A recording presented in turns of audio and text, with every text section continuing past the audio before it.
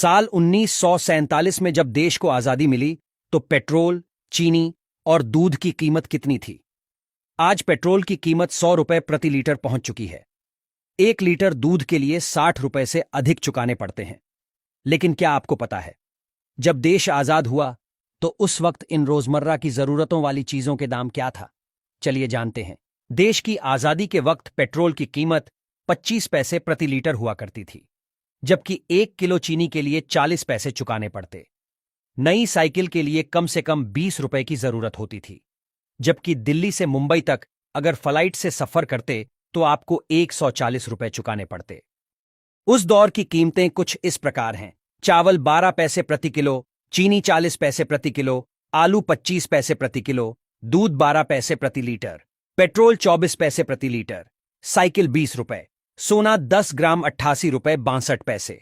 दिल्ली से Mumbai train first class किराया 123 रुपए था। एक अखबार की कीमत 13 पैसे और सिनेमा टिकट 30 पैसे की हुआ करती। घी 75 पैसे प्रति किलो, आटा 10 पैसे किलो, दाल 20 पैसे किलो, केला 12 पैसे दर्जन, बल्ब 25 पैसे, माचिस 2 पैसे, टॉर्च 1.5 रुपए और पेंसिल 6 पैसे की थी। डॉलर की बात करें तो डॉलर की कीमत 1925 तक भारतीय रुपए से कम थी। वो कीमत जानकर आप हैरान हो जाएंगे। $1 हमारे 10 पैसे के बराबर था। 1947 में $1 4 रुपए 16 पैसे के बराबर हो गया। 1965 तक $1 4 रुपए 75 पैसे के बराबर रहा, फिर बढ़कर 6 रुपए 36 पैसे हो गया। उसके बाद ये बढ़ने लगा। 1982 में 9 रुपए 46 पैसा हुआ। उसके बाद अब ये कहां है जगजाहिर। लगातार डॉलर के मुकाबले रुपए की कीमत कम होती जा रही है।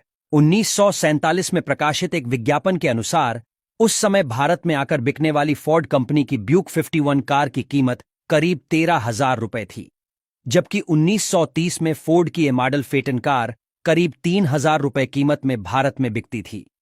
वहीं क्या आप जानते हैं भारत में पहली बार रुपया कब अस्तित्व में आया?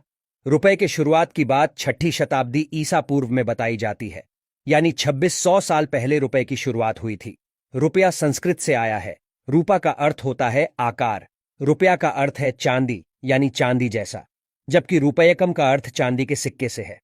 हालांकि 16वीं सदी में शेरशाह सूरी ने अपने शासनकाल में चांदी के सिक्के को नए तरीके से पेश किया, जिसका वजन 178 कण था।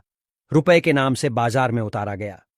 मुगल काल और फिर ब्रिटिश हुकूमत में इसका प्रयोग होता रहा। फिर 1861 में 10 रुपए के नोट ने पहली बार बाजार में दस्तक दी। 1864 में 20 रुपए का नोट आ गया। 1872 में 5 रुपए का नोट जारी किया गया।